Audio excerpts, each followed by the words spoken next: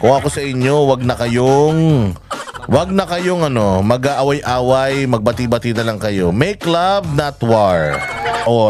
Ito na nga, kaninang umaga, mainit na mainit pa. Mainit na mainit pa si ating pinakamamahal na senador natin, mga bossing, ay nagtungo na nga sa NBI para maghain ng reklamo.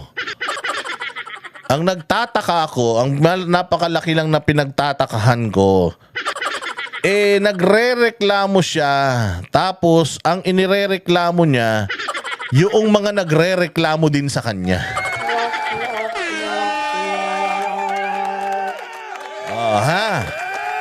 May dala-dala siyang mga abogado, isang buong law firm yung dala-dala niya diyan sa NBI at naghain ng reklamo doon sa mga tao na nagtatanong lang sa kanya.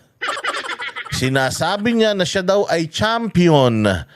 Siya daw ay champion ng human rights, pero ang human rights natin na pagpapahayag, malayang pagpapahayag ng saloobin, kanyang gustong busalan gamit ang pera ng taong bayan. Ikaw na naman, Boss Dada, parang pera na naman ng taong bayan niya. Pera ng taong bayan yan. Senador yan, pasahod ng gobyerno yan. Yung opisina niya, lahat ng galaw ng opisina niyan, tayo ang gumagasta, pati kuryente at hangin na sinisinghot ng mga yan. Tayong mayari niyan. So ngayon, meron siyang law firm na dala-dala dyan para sikilin, idimanda, patahimikin yung mga nagpapahayag lang ng mga kanilang mga saloobin. Paano ba kasi nagsimula itong kay alias Rene? Nagsimula itong kay alias Rene noong ginamit niya sa kanyang Senate inquiry. Noong kinasangkapan niya itong taong ito sa kanyang Senate inquiry, paano ba niya nakilala itong si alias Rene? Di umano, nag-email sa kanya. Nag-email sa kanya at dahil daw sa kanilang malupit na vetting, ay ilang beses din nilang hindi masyadong pinansin. Pero kalaunan ay pinansin na rin nila at ginamit nga nila dyan sa Senate inquiry. Kilala ba natin si alias Rene? Hindi. Kilala ko ba si alias Rene? Hindi. Utang ina, pakialam ko dyan. Hindi ko magkilala kung sino yung ulul na yan. Basta ang alam natin, isang dating worker ng KOJC, lumabas yan, nagpakilala dyan sa Senate inquiry ni Risa Ontiveros. So, sino ang nagpakilala sa Pilipinas kay alias Rene? Si Ontiveros. Oo nga, siya ang nagpakilala. Di ba, ikaw ba, makikilala mo ba yan? Anak ng tinapay, ang dami-dami ng problema ng bayan, kikilalanin mo pa kung sino yung timawa na yan. Ito si Risa Ontiveros, pinakilala niya yan sa atin. Nung pinakilala niya yan sa atin, anong sabi natin? Nako po, sinungaling to. Hindi naman totoo lahat ng mga pinagsasasabi nito Hindi ba? Hindi naman. Kasi ganito yan, mga bossing. At para lang malaman ninyo yung history. Kami po ay mga staunch critic ng Kingdom of Jesus Christ. At Pastor Apollo Kibuloy. Kami po ay mga tumutuligsa sa kanya. Tumutuligsa sa kalakaran nila. Tumutuligsa kami sa mga patakaran nila. Akala mo naman alam namin. Na-realize ko, hindi namin pala alam. Ang nalalaman lang pala namin, yung mga bagay-bagay tungkol sa KOJC dito sa media. Yung mga sinasabi ng media, yun lang pala yung alam namin tungkol sa KOJC. Kaya nagkaroon kami ng opportunity para magpunta doon, mag-interview, gumawa kami ng sarili naming paraan para malaman whether etong mga pinagsasasabi ng mga testigo nitong ni Ontiveros ay totoo. Kasi naniniwala na talaga kami. Trial by publicity. Kahit yung media, kaliwat kanan, yung mga propagandista, mga makakaliwa, lahat. Galit kay Pastor Apollo Kibuloy. Hindi man natin alam kung anong mga nagagawa ni Pastor Apollo Kibuloy sa bayan. Hindi naman sila mayabang. Basta ang alam natin, siya ay isang pastor, siya ay maunlad ang kanyang simbahan, siya ay kaibigan ni Pangulong Duterte, pero kung papaano pinatatakbo ang simbahan, kung ano ang sistema, hindi natin alam. Nagja-judge na lang tayo dahil lang sa mga naririnig natin sa mga telebisyon. Kaya nga kami ay guilty dyan. Kaya ako ay nag-apologize at nag-a-apologize pa rin paulit-ulit doon sa mga members nitong Kingdom of Jesus Christ na nasaktan ko sa mga masasakit na salitang binitawan ko against them. Actually, wala naman akong sinabing talagang judgmental sa kanila. Yung iba, oo, madami.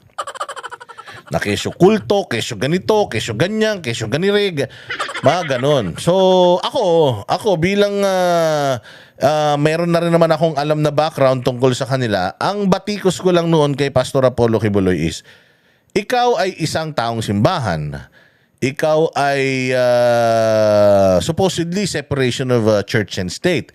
Ikaw ay nakialam sa bayang Pilipinas. Ikaw ay sumali sa politika dahil ikaw ay laging involved kay Pangulong Duterte at pinagtatanggol mo rin si Pangulong Duterte.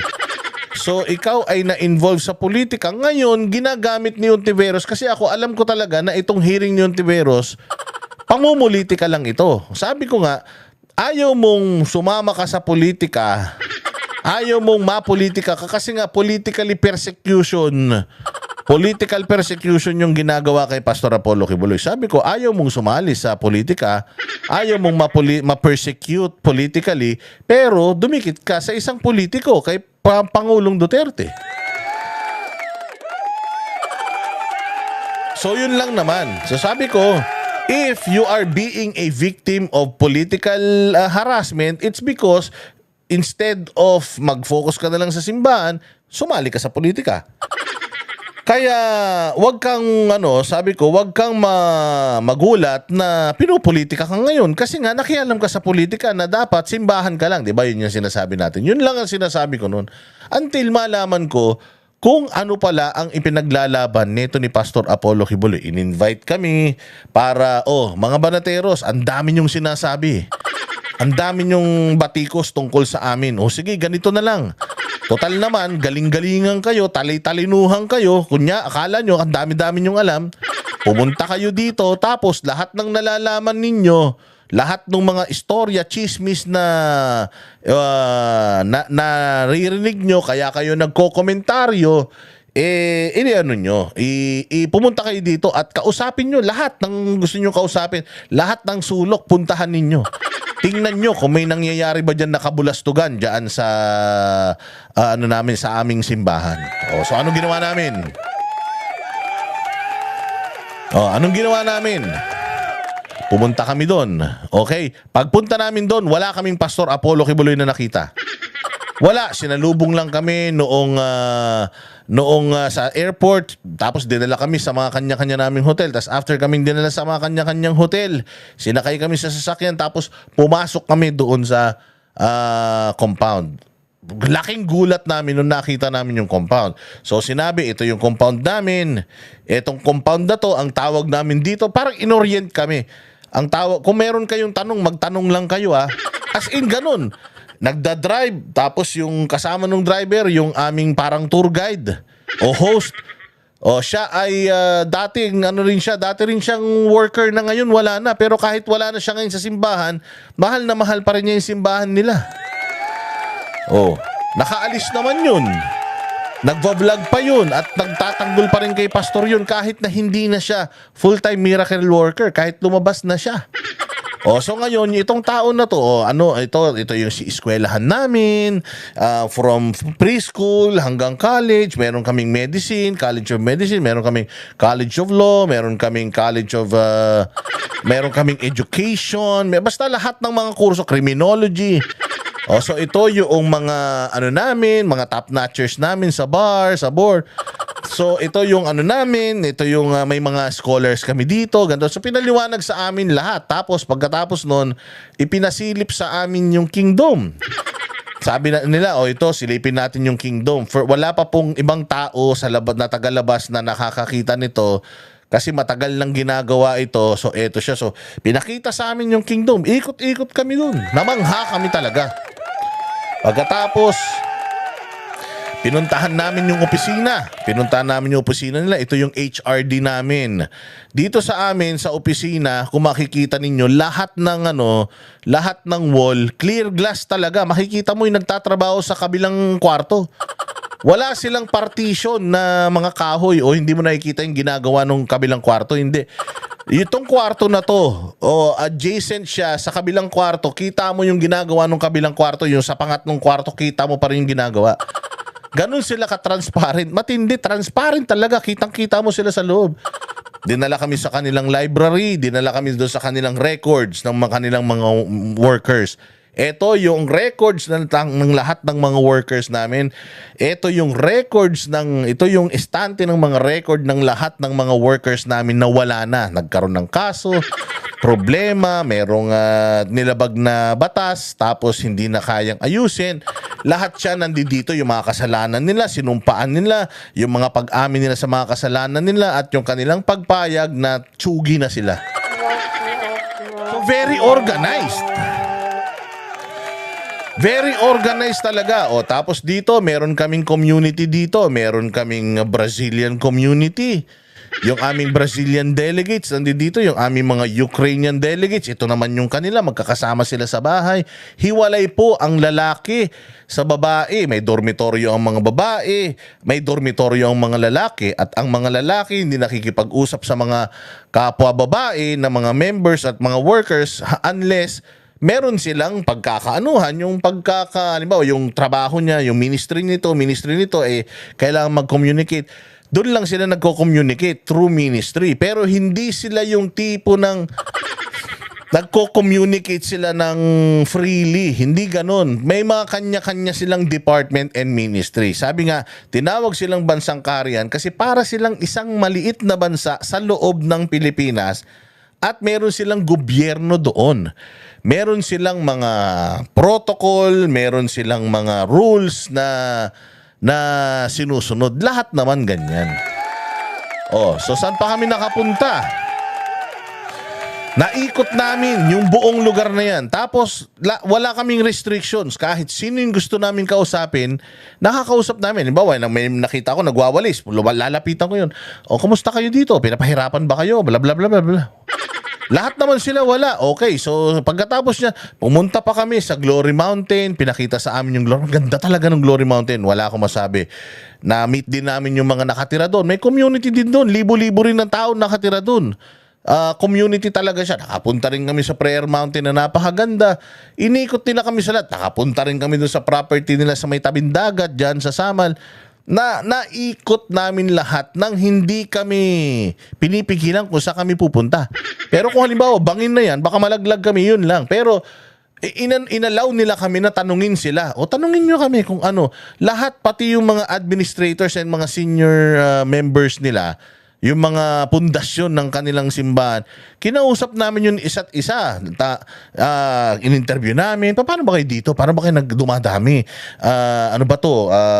Nag-aasawahan ba kayo? Ganon, ganyan. So lahat ng mga sistema nila, pati doon sa sa pagkakaroon ng karelasyon sa loob, ipinaliwanag sa amin. And nakita talaga namin na walang problema. Diba? Yun ang kaibahan. Yan ang kaibahan ni Pastor Apollo Kibuloy dito kay Risa Ontiveros. Kasi kami, batikos kami ng batikos sa KOJC. Anong ginawa ni Pastor? I-welcome nyo sila dito. Sabi din ni Pangulong Duterte yun kay Pastor daw noon na the reason why people doesn't understand you, the reason why people are gossiping, is because nakasara kayo eh. Buksan nyo yung inyong mga pinto sa ibang tao para makita nila kung anong klaseng mga nilalang meron dito sa loob ng kingdom. So nung binuksan yun, binuksan ni Pastor, nakinig naman si Pastor kay PRD, binuksan niya, pumasok yung mga politiko.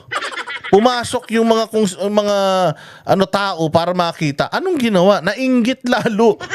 Sa sobrang inggit, putya yan. Lalong siniraan, gusto pang nakawin yung kanilang mga property animal na yan. Dami mga politiko nagsipuntahan. Yun pala ang target. Nainggit, tapos nag-invite pa ng mga media. O sige, interview. Tapos yung interview, tinitwist. Diba? Ang dami nagpunta dyan. Si Chris Aquino, sila Jessica So. Dami nagsipagpunta dyan. Ang ganda naman ng presentation sa kanila, pero yung kanilang pinapalabas, puros kabulastugan. So yan ang sinasabi natin. Ganyan si Pastor Apollo Kibuloy sa mga kritiko niya. Oh, kausapin niyo ko. Mag-dialogue tayo. Tapos lahat ng tanong nyo sasagutin ko. Lahat ng mga batikos nyo, lahat ng mga chismis nyo, sasagutin ko. Hinarap kami ni Pastor Apollo Kibuloy nung nagpunta kami dyan. Bantakin mo, alas 10, nandun kami, alas 10 ng maga. Paikot-ikot na kami, paggalagala na kami, nag-i-interview na kami ng kung sino-sino. Minute niya kami, mga bandang mag-aalas 9 o alas 10 na. Tapos sabi niya, kamusta kayo? Kamusta naman yung pag-ikot-ikot ninyo? Sit down na kami. Ako si Pastor Apollo Kibuloy. Magandang gabi sa iyo, Boss Dada. Sabi nga niya, Banat Bay. Hello, Banat Bay. Balita ko, binabanatan mo ako. Gusto ko yan. Kasi kahit kaibigan ako ni Pangulong Duterte, walang Duterte sa'yo. Basta mali sa tingin mo, babatikos ka. Maganda yan. Ngayon, Banat Bay, anong gusto mong itanong sa akin?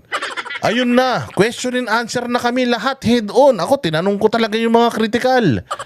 Tinanong ko yung mga kaso, ano ba itong mga kaso? Pinaliwanag sa amin lahat. Yung mga kaso sa Amerika, paano siya nahuli sa Hawaii, yung mga kaso dito sa Pilipinas, yung mga tao na mga kinuha nito ni Ontiveros, na mga kung sino-sino itong mga to, kilala nila Lahat yan mga tiwalag. So kapag katiwalag, anong ibig sabihin? Meron na yung personal na galit.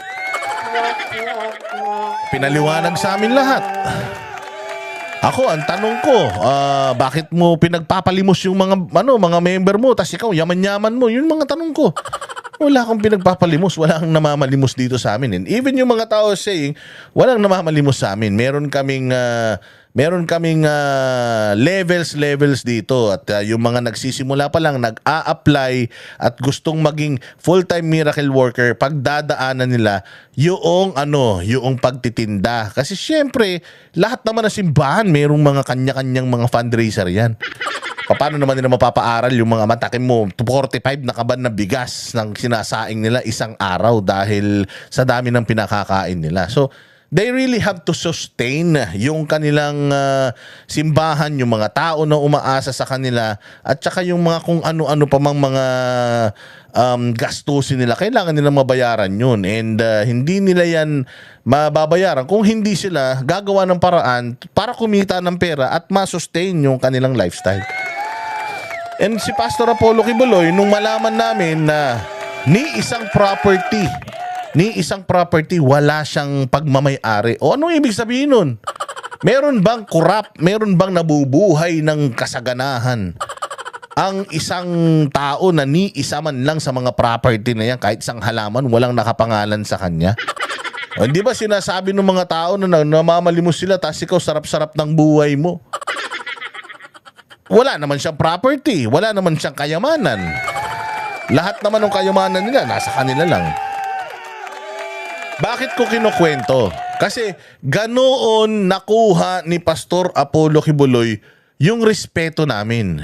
Sana lang ito si Risa Ontiveros, na ang galing-galing niyang sabihan na masamang tao si Pastor Apollo Kibuloy, masama yang KOJC, ang bilis-bilis niyang maghusga, pero pag siya na yung binatikos mo, maghahabla.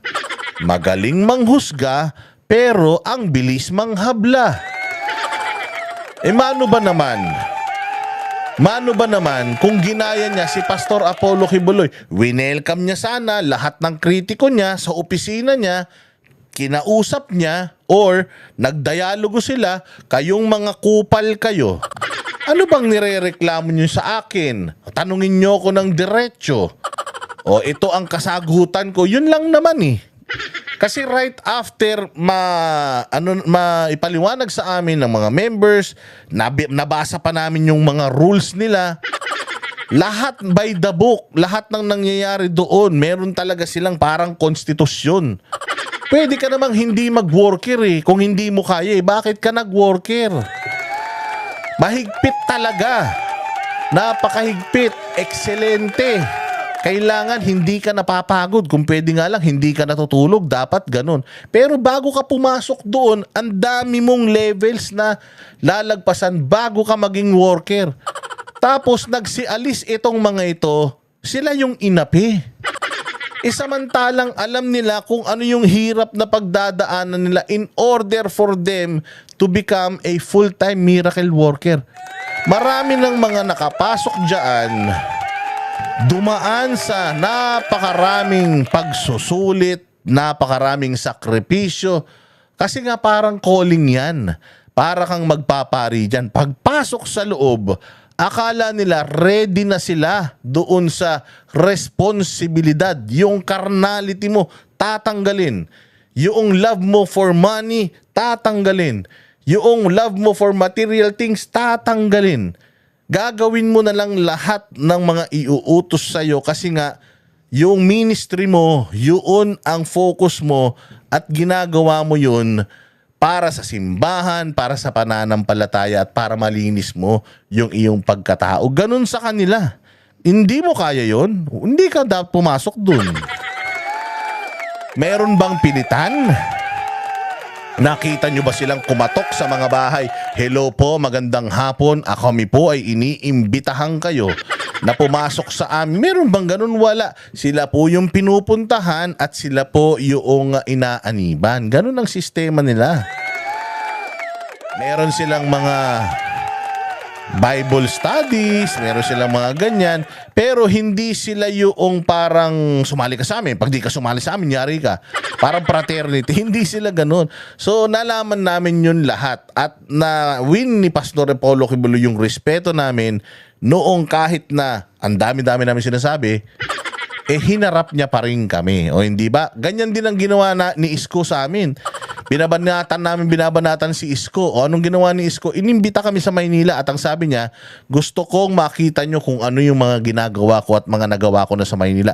Inikot kami ni Isko sa Maynila sa lahat ng mga proyekto niya at kung ano na yung itsura ng Maynila noon sa ngayon. Kaya na-win din ni Isko yung respeto namin. Tapos ito si Risa Ontiveros, ganito.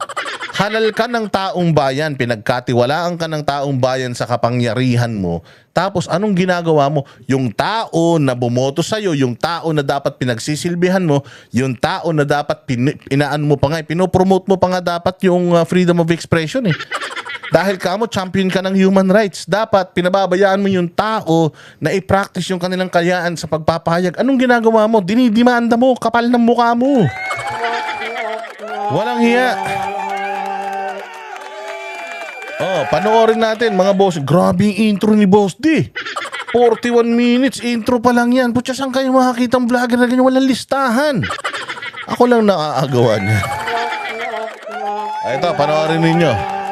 Panoorin ninyo itong mga ginagagawa nitong aling ito. Tapos pag-usapan natin kung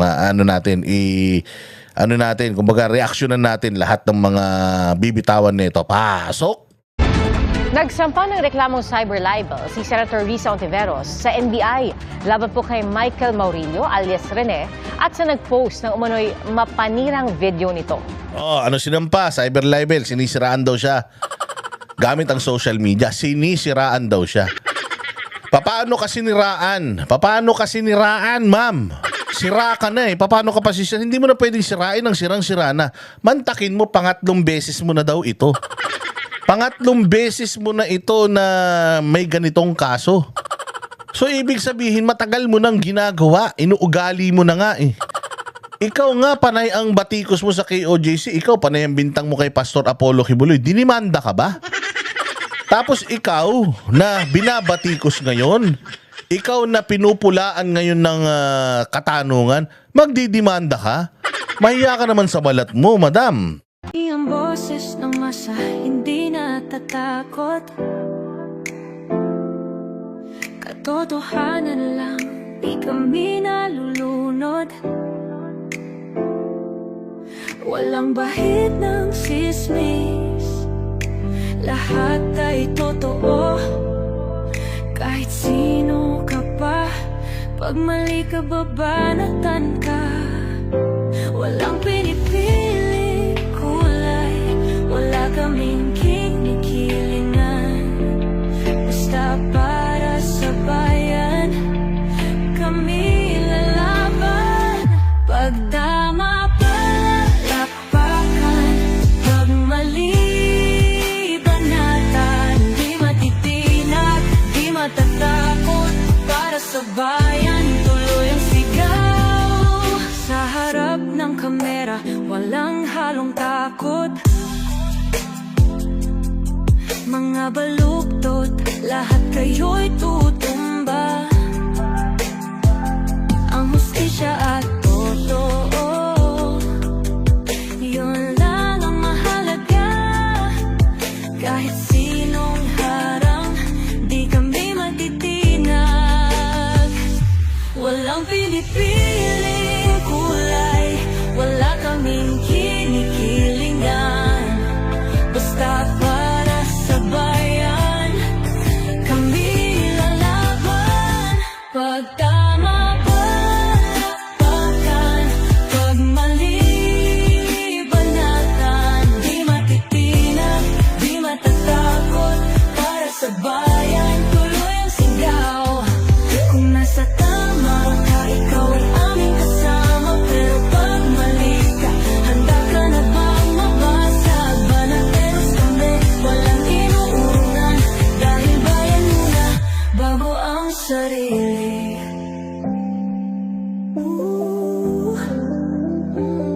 Bago ang sarili.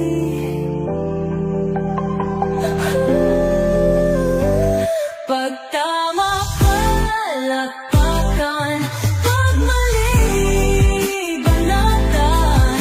Banateros ang sigaw, katotohanan ang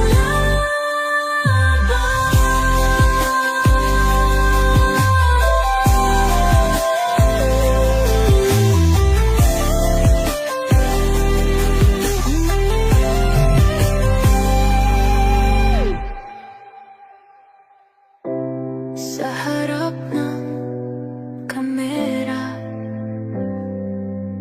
walang